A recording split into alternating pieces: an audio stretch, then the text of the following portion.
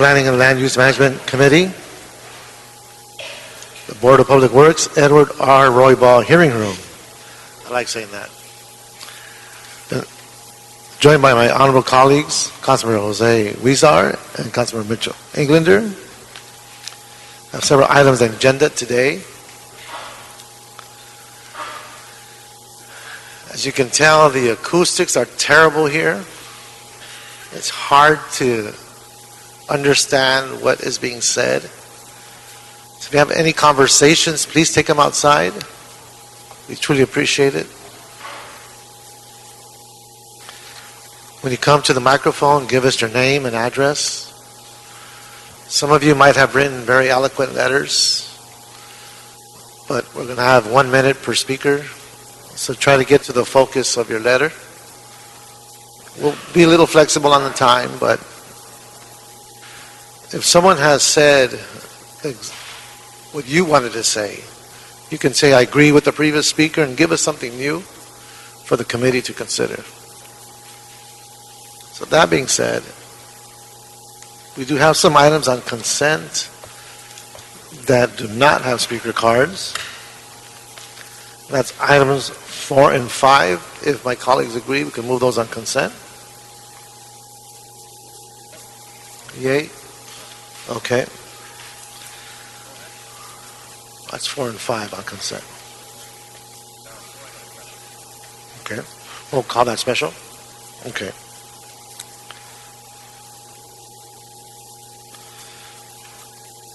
So 5 we can move on consent if we're okay. Okay, item 6 will continue in plum. Date for April 23rd, and hopefully in council within the week. Council will be May 1st, Mr. Chair. May 1st, thank you, Madam Clerk.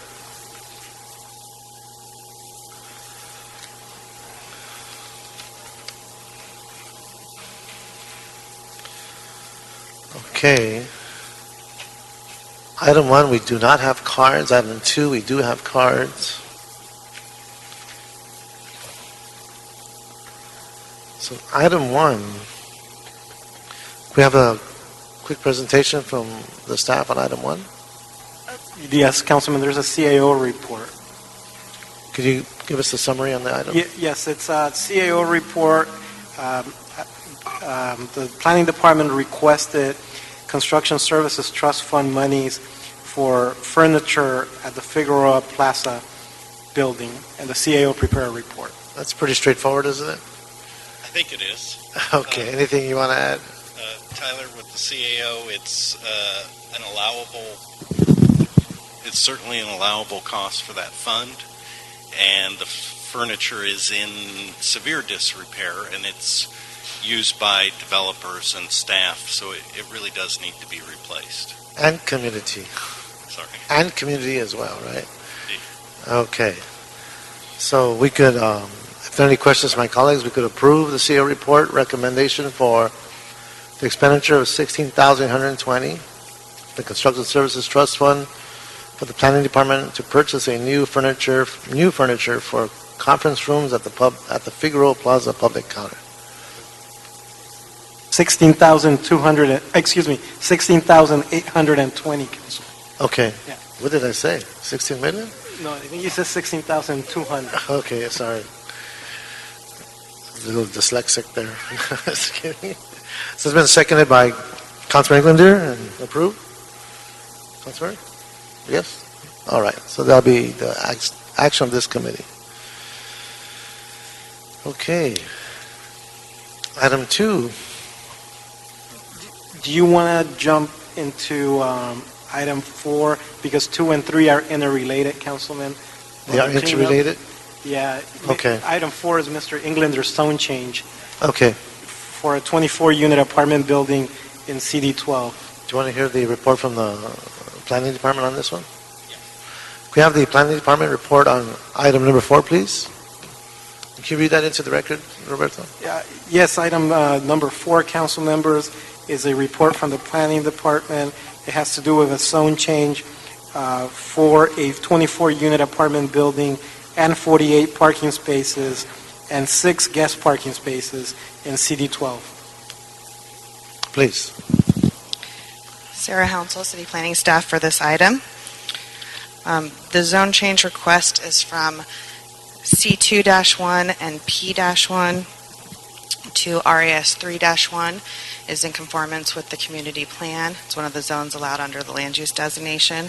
The reason for the request of this zone is to allow for the density and the floor area.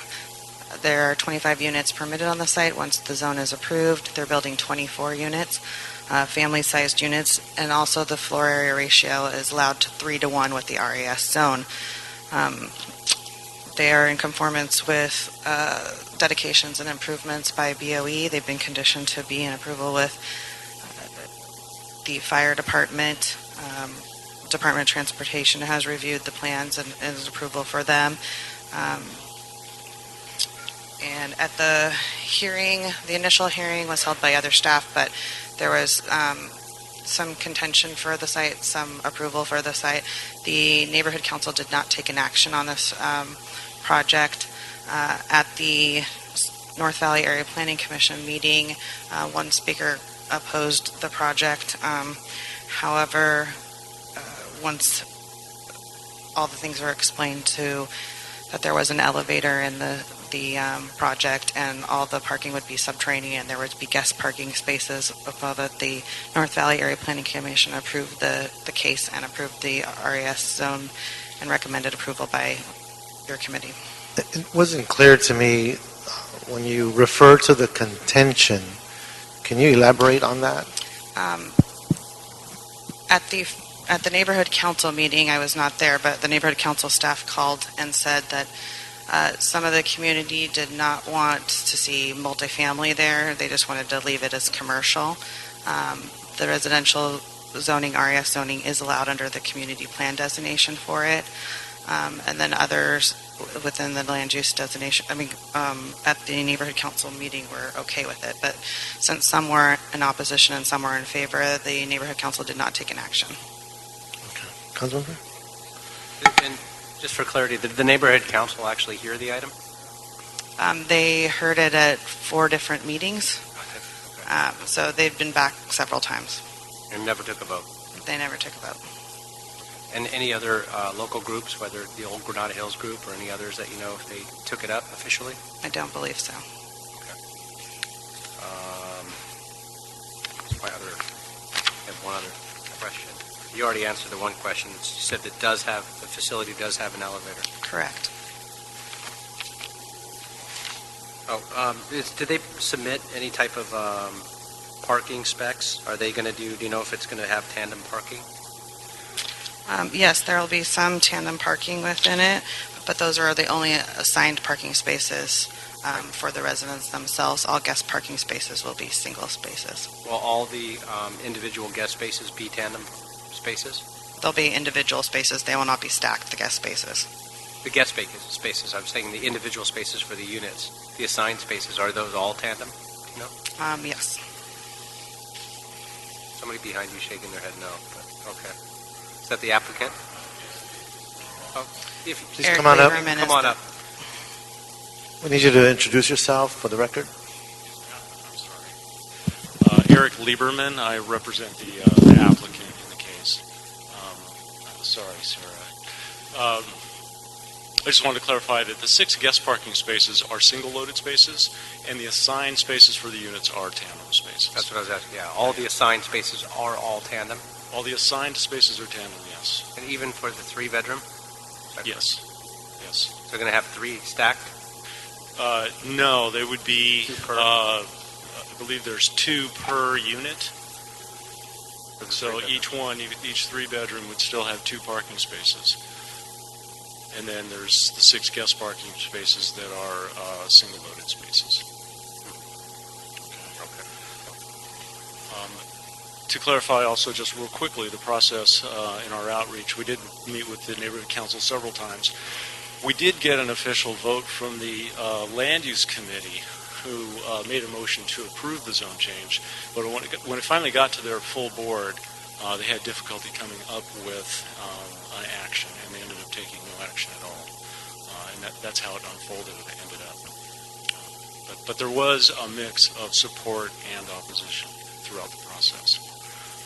Most of the opposition was some uncomfortableness with the proximity of the project site to the corner intersection of Zelza and Devonshire. We had explained that we pushed the driveway as far to the east as possible.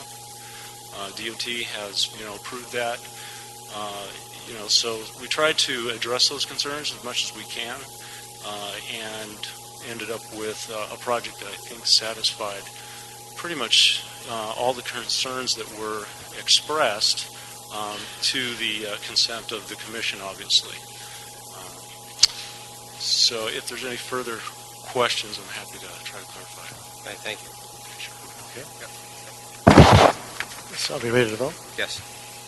Okay, do you have a motion? Go ahead, motion to approve as It's recommended. presented. Okay. That'll be the action of this committee. Okay, that takes care of item number 4. So, I see the Director of Planning is not here. So we'll go ahead and move with items 2 and 3 that are together. Item 2, Councilman, is a Planning Department report in response to a motion by Mr. Weezer to come up with recommendations to implement the cleanup, green up strategies in Boyle Heights, Pacoima, and Wilmington. In item 3, it's a request again from Mr. Weezer to the city attorney to prepare an ordinance to deposit monies into a trust fund for the cleanup, green up program. Okay.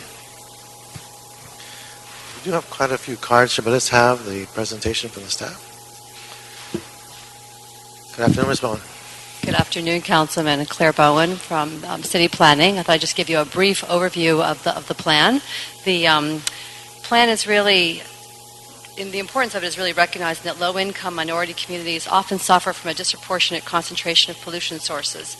The Cleanup Green Up program was developed to address the problem of cumulative environmental impacts through improved land use policy and localized economic revitalization.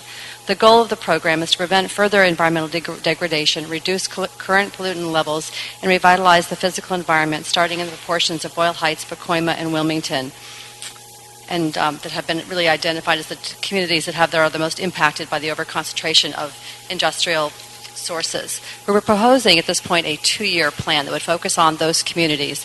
The first year, the intent would be to identify what are the existing inspection and enforcement efforts that are currently going underway, especially in the areas of wastewater, stormwater, and air quality, identify what are potential future funding resources and fees and other relevant programs that are ongoing, as well as identify, then do some in-depth research, what might be potential performance standards and potential funding opportunities to resolve this. In the second phase, we'd be looking to identify new performance standards and get those implemented and establish the long-range funding strategies, as well as create an ombudsman person to coordinate a lot of these different efforts. Great. Any questions for our staff? Okay, see no questions from my colleagues. We'll move into the public comment period. And we will have Bill Lamar. Please come on up. Give us your name and address. And followed by Jerry Bonetto. Good afternoon, sir. Good afternoon, Mr. Chairman. My name is Bill Lamar, and my address is 273 North Spruce Drive, Anaheim, California. That's the address of the California Small Business Alliance. Unlike the proponents of the Clean Up, Green Up program, we believe that while well-intentioned, it is neither innovative, cost-effective, or will do what the proponents believe it will do or hope it will do. In the comment letter that we sent you last week, we cited several recent scientific studies by USC, UCLA, and the Air Resources Board, and another by the South Coast Air Quality Management District. The investigators in both of those studies concluded unanimously that the source of pollution in these 3 communities is not from industrial sources, but from mobile sources. We urge you not to approve this plan as written, and we stand ready to work with you, the city, to create and the agencies that are authorized to do this, to create a more practical plan Thank that you, sir. will improve clean air without further burdening small businesses. Thank you, sir. Jerry Bonetto? Mr. Chairman, members of the committee, excuse my voice. My name is Jerry Bonetto. I'm the Vice President of Government Affairs for the Printing Industries of California. We're a trade association, about 2,150 companies throughout the state. Depending upon the boundaries of the Boyle Heights program, there's somewhere between 12 to 16 printing companies that would fall in this program. I've submitted written comments earlier, so I won't go over them. But we have grave concern or strong concern over the scope and implementation of the program. When I looked at the March 12 Clean Up, Green Up white paper and also the December 3rd, 2012 memo from Deputy Director Bell to this committee, it's indicated that and suggested that the prime focus or concern is the high risk from cumulative impact of air pollution. And it's really not from stationary sources. When I looked quickly at the Boyle Heights Chamber, there was about 100 companies that would be targeted on this as the focal of that. But I follow saying that we are concerned. We're willing to work with the groups on crafting a program that would be effective. Thank you, sir. Dan Hoffman? Dan Hoffman? Then Frank Lopez. Good afternoon, council members. My name is Dan Hoffman. I'm the Executive Director for the Wilmington Chamber of Commerce. Would you like my home address or my business address? Whatever you're comfortable with. Home address, 1315 West I Street, Wilmington, California. I'm here this afternoon to say that we agree with reducing pollution and revitalizing our physical environment. We all think those are vitally important goals and goals that are stated in the document that I believe you're looking at today. Within Wilmington, at least for our environment, most recently the port came out with a study. In our Wilmington area, the diesel particulate matter is down over 72%, which is extremely significant. Additionally, we have Pier 200, which has been approved, the new on-dock rail system that's going to cut trucks and diesel particulate matter even greater, which has a huge effect on not just our environment, but surrounding communities. This trend is going to continue. I do want to say that more fees are just going to deter business and not necessary when the tools we need to make these things, these goals happen, are within our grasp. And we're talking about building and safety. The new economic development department that you have and our own city planning department can address these. Thank you very much for your time. Thank you, sir. And if you just keep an eye on the clock, folks, as they're speaking, that we can get to your point. But thank you. Frank Lopez. My address is 350 South Bixel Street, Los Angeles, California. Good afternoon, council members. My name is Frank Lopez. I'm here on behalf of the Los Angeles Area Chamber of Commerce. We reviewed the planning department's proposed two-year work plan, and while there are certain aspects we believe would benefit both business and public health, there are also elements that we believe would not. We believe that businesses and public health would benefit from such components as identifying assistance programs to help businesses purchase best available technology and comply with existing regulations, and also by making it easier for businesses to navigate the myriad regulatory processes currently in place. However, we're concerned that the program does not have a dedicated source of funding, and that a local fee-based inspection and enforcement program would impose unwarranted costs on businesses that are and have been complying with existing regulations. We're also concerned that the program would set up a duplicative set of regulations and add another layer of bureaucracy for businesses to navigate. And that adding an overlay zone with higher development standards than any other area of the city would discourage people from locating or expanding their business in these targeted communities. Thank you for your time. Thank you, sir. Elizabeth Warren, Julissa Gomez, and Sumi Parekh, I believe. Good afternoon. Good afternoon. My name's Elizabeth Horn. I'm the Executive Director of Future Ports. I'm a constituent of the 15th District, and our office is located at Berth 77 at Portsacol Village in San Pedro. So we appreciate the opportunity to provide and our concerns regarding this initiative. We advocate for balance between environmental and economic issues and embrace the philosophy that the businesses serving the ports must grow and grow cleanly. With that said, we are members of BizFed, and we agree with the points made in their letter dated April 10th, 2013. In addition, we'd like to reiterate the following points.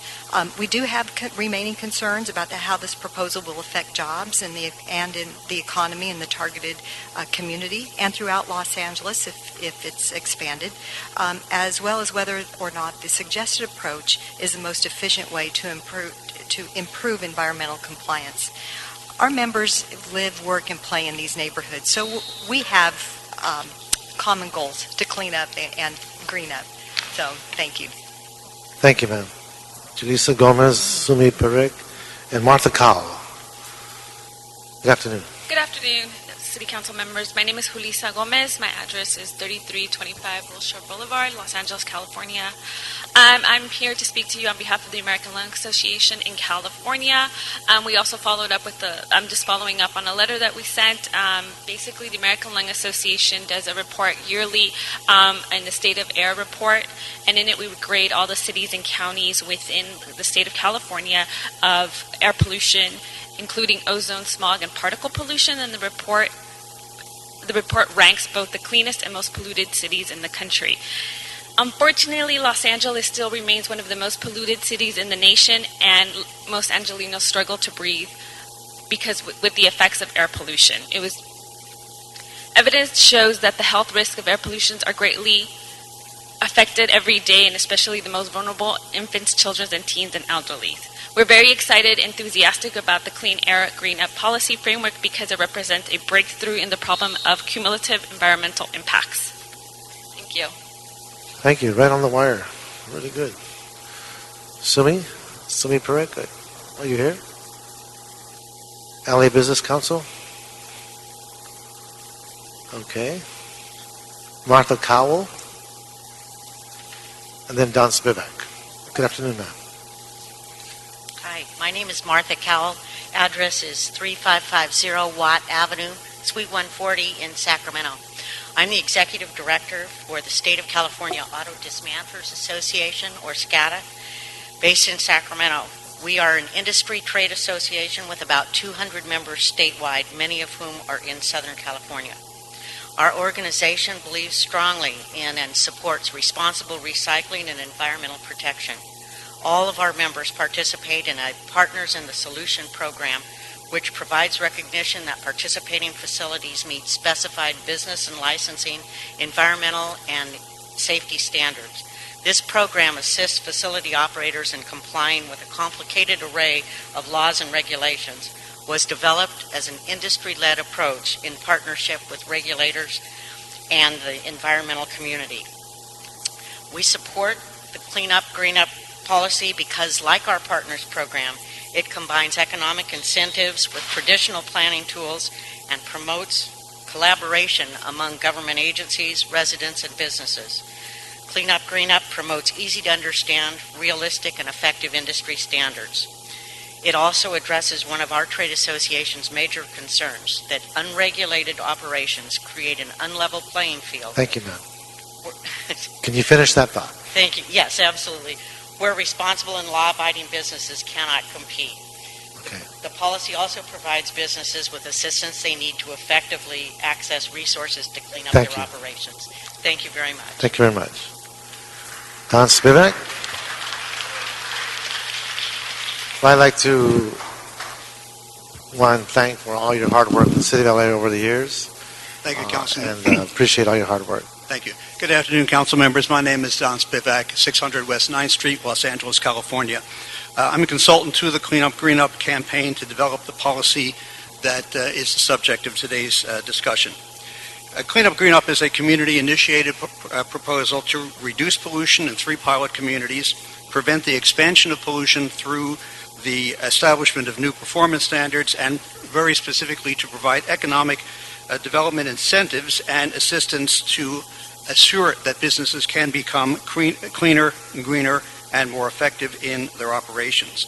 We proposed creating green zones in the three communities that would, among other things, include simplified and more streamlined regulations, more certainty for developers and business operators, and a more level playing field. We have reviewed the Planning Department's proposals. We're asking for a couple of things. One, that all three communities be included in the first phase. We believe the Planning Department can build upon the research that has been done by the academic and professional partners, and while there are synergies by initiating the program in conjunction with the Boyle Heights Community Plan, that the implementation should not be tied necessarily to the community plan process. Thank you. Thank you, Mr. Spivak.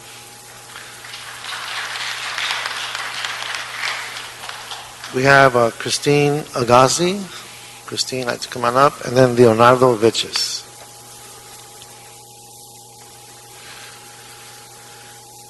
Good afternoon. Good afternoon. I'm Christine Agassi, speaking on behalf of BizFed, which represents 100 business organizations with more than 250,000 businesses across our region, including 80,000 in the city of LA. While the Clean Up Green Up proposal is well intended, we have serious concerns about how this will affect jobs in the economy in the target communities and throughout LA if the pilot program is ever expanded. In particular, we can support the following: identifying gaps in existing regulatory inspection and enforcement programs, streamlining duplicative and contradictory regulations, and making the environmental compliance easier and less costly, and educational assistant programs that enhance environmental compliance. But we cannot support new and or duplicative rules and additional regulatory burdens, requirements, and fees which harm already struggling businesses. Redlining communities or zones within communities for new or special standards and enforcement, which has a piecemeal approach and will push employers away from the disadvantaged communities that need jobs the most. Or the funding of the Clean Up Green Up program through new fees or local businesses. Thank you, ma'am.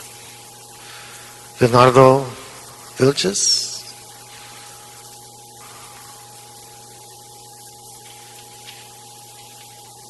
Good afternoon.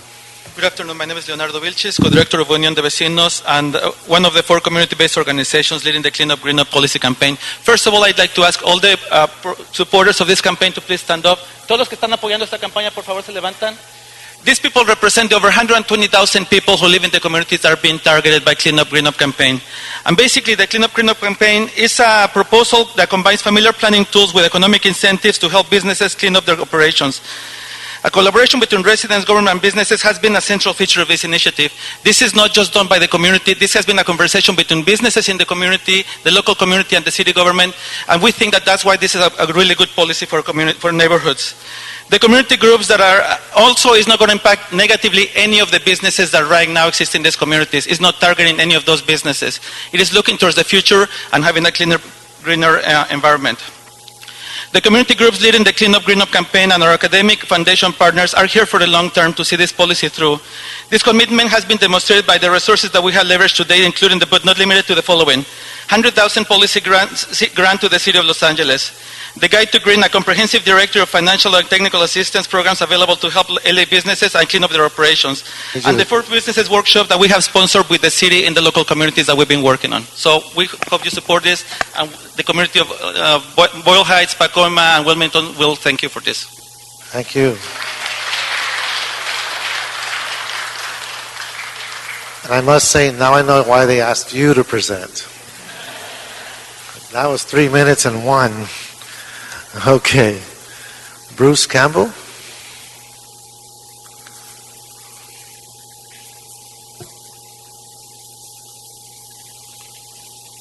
Good afternoon, council members. I'm Bruce Campbell, and I live nowhere near these 3 communities, but I live at 3520 Overland, LA 90034 in the Palms District. I think this is the general framework is very good regarding helping these 3 communities environmentally and economically. I wish there was more wording on this agenda about specifics of it. These 3 pilot communities certainly should be targeted to help them both environmentally and economically, so let's move forward on this and then get other communities impacted by toxic pollutants on board later on. I hope also hope that true low-cost housing is not reduced by the proposal. Thanks so much. Thank you, sir. Adriana Martinez? Adriana Martinez? Or is it Adrian? Okay, your penmanship, brother, I don't know. Sorry, Adrian. Good afternoon. My name is Adrian Martinez, and I'm from the Natural Resources Defense Council. I'm here today on behalf of our thousands of members in the city of Los Angeles and our more than 1.2 million members and activists nationwide. This is a really important proposal. It's an innovative way to address a serious problem. I've looked at this issue throughout the nation, and there are not many policies in place to actually address the issue of cumulative impacts and clean up some of the most disproportionately impacted communities in Los Angeles. It's important that this move forward today and ultimately get implemented, and we think it just sets a national precedent and a citywide precedent for curing environmental injustice. Thank you. Thank you, sir. That does conclude the speaker cards. We have two that are not speaking. I'll just put them in the record since they submitted a card. It's Gideon Krakow and Manuel Hernandez. So we got your names in the record. Okay, so that does conclude the public comment. Councilman? Thank you, Mr. Chair. And if I could ask staff, can I ask staff a few questions, please? Now, are the three communities of Bow Heights, Pacoima, and Wilmington included on the first phase? In the first phase, our intention is to look at all of the communities in terms of doing the actual research, to be able to establish and to be able to do all the mapping, yes. Okay, so they are going to be in. And there was some concern by some speakers that this will provide duplicative regulations. Is that accurate, or do you believe that may be accurate? So this policy at this point does not impose any additional standards. The intention is to look at what potential new standards might be needed to help address some of the concerns. So at this point, there are no duplicative standards. We certainly are hearing those concerns, and it's certainly one of the things we'll be working on very hard through the development of any future district or new standards would be to engage with all the different stakeholders to make sure that if there are any additional standards, they're not duplicative in any way. They are really helping move and improve the area. Yeah, and I think that's what's innovative about this program. And I ask those who have some concerns, and this is a discussion I think we've been having with a number of business groups since its inception 2 years ago, that this does not in any way intend to impose any additional burdensome regulations on business, but in fact this is a cooperative manner in terms of moving forward and working together. I would encourage those who do have concerns to please work with our staff, work with the proponents. We've come a long way, and I think developing something that makes sense for everybody. And what I like about this is that it's proactive. It's not waiting to address issues of air pollution, contamination after the fact, but in fact works hand in hand with our local business partners to prevent it from happening in the first place by making more resources available, identifying where those resources may be, perhaps working to put some corrective action in areas that haven't been addressed, but in a cooperative fashion. So I think this is a good model to move ahead with. When the proponents first brought this to my attention, I thought this was a great way to move forward because it does make sense. The only concern I have at this point is budget, and I understand there's about a $40,000 budget gap. So there's a $40,000 shortfall. That is correct. In the first year, there's a bigger gap, obviously, in the second year of the funding, right? But fortunately, in this first year, we are aided by the potential dollars of $100,000 from Liberty Hill Foundation, which then reduces the gap to $40,000 or $43,000 to be exact. Yes, and I know We would Mr. need an additional staff person. Yeah, I understand. Mr. Glad's not here today, but we've had conversations with him, and they will attempt to address those in the upcoming budget cycle and input those there. So hopefully that could be addressed. And the other issue is just moving forward with our trust fund, our trust account, to put in the money we received for this. But that is an item that could happen simultaneously. It's pretty simple to do. So those are the two areas I think we need to move forward with, And I correct? believe we can accept the money into an existing trust fund that we have in our department today. We don't need to wait for the establishment of a new trust fund in order to be able to accept those monies. Okay, great. Thank you. Those are the only questions I have. Okay. It sounds like you're the author of the motion. Oh, you are? Okay. Councilor Mr. Thanks. One, before I just dive into a couple of the questions I've got for staff, if I could. Please, thanks. If you could, it says here we're looking at a budget of approximately $516,000 for the two-phase pilot program. Is that correct? That is correct, but that also includes some of the in-kind contributions. Right. Are you? And so the other, and the in-kind was, wait, that you said that includes in-kind or cash? So the in-kind contributions are staff contribution time from existing staff efforts. I actually spoke with a number of departments who are currently engaged in inspection and other kinds of programs around the cleanup, green up, and so their existing staff who would basically be donating their time to help work on this because they really see the value of coordinating the reference. We might have an inspection program today that's being done by BOS, and there's a similar inspection program happening on another but in a related area. And so they're really excited about looking at and working together with us on this. I just putting a budget hat on, I'm just trying to get my arms around that part of it. So the in-kind on staff only, and first of all, I'm asking these questions first before I can then go through and rip apart in a lot of compliments that I actually have on the program because I've read through all this and it looks great. So I'm going to take those ones first and then get into the positive aspects that I see in this and compliment my colleague in a moment. But before I do that, just trying to get my arms around the staffing issues.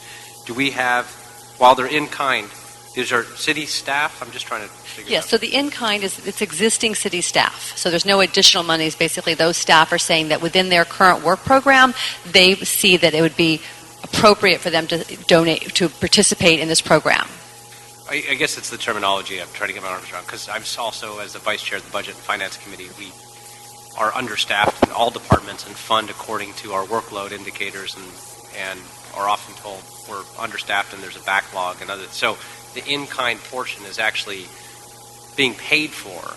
It's not necessarily. When you say donated time, do you mean over and above the regular workday? No, it's part of their workday. This So is it's something not- that they're currently working on. They think that having their staff participate on this program would make their own efforts much more efficient. So it's within Okay, their- so it's part of their current job That's correct. description, and they're just Right. It's not overtime. It's not additional. It's right. It's it's part being of their. funded, it's being paid, it's not That's an correct. in-kind, it's not, okay. So That's the total budget, so I understand it then, still remains then as the $516,000, correct? Well, the total for the 2 years in terms of actual cash is $262,711. Okay, and then the balance is all being donated from other. Right. So there's hundreds. Right. So the outside. total cash is $362,000 needed, but we're being given $100,000 by Liberty Hill Foundation. Yeah, I didn't see any of that, the breakdown. I saw the $100,000 in the staff report, but I didn't see the breakdown of the allocations in the report. But Yeah. that's fine, if that's what the numbers are. I just saw the total and the $100,000. So I'm saying you're reading off different numbers than what I have. So but, the right-hand column under year 2 gives you the total. On the middle of the page there, it tells you the total of 2 years. Okay. I see. Okay. And then with that, thanks, I'll review that then as well. In going through the phases that were in here, we've gotten some letters from the Small Business Alliance and a Chamber of Commerce, some other folks that have said these are duplicate efforts or not necessary. And I've read through all the phases in the work program, and the fact that these areas, and while this is a pilot, and these areas of CD 6, 7, 14, and 15 are probably the most critical in the city that have the most folks under not in compliance with all the other regulatory agencies certainly from my historic perspective and knowledge. And so I can't figure out, for me, why, and I think I'm for the most part pretty business friendly, or I know I am, but why anybody would have an issue of analyzing existing programs, researching existing programs with other relevant agencies, developing land use inventories, particularly those potential hazards and sensitive receptors, analyzing the regulatory inspection procedures, identifying additional financial resources for education and remediation. I mean, all of these wonderful things that collectively would fall under this program. In phase 2, it gets even better with establishment of an ombudsman office to work with the community, to leverage existing efforts with the other regulatory agencies like DTSC and AQMD. These all seem great, and I can't figure out what I'm missing here, why anybody would oppose this. I want to thank my colleague, Mr. Huizar, for bringing this forward. And in looking at, and this is, I'll take a look at the staff time as well. Really, in terms of the budget, if I can use the term budget dust, if you will, for what we've got to deal with, and particularly looking at the city and the various city departments that are focused on this, are going to be working on it, from environmental compliance inspectors, Bureau of Sanitation, watershed protection. These are the folks who are doing these things now anyway, so it sounds to me like this is just bringing it together cohesively and collectively to establish this collaboration with the community to go after these, if you will, bad operators or people that are not in compliance, whether on purpose or not. It makes sense to me, and so I had the questions up front on the money. We've pointed those out. I want to thank my colleague for bringing this forward. I think it's a great program. I don't think we can pass it fast enough. Great. Thank you. Good job.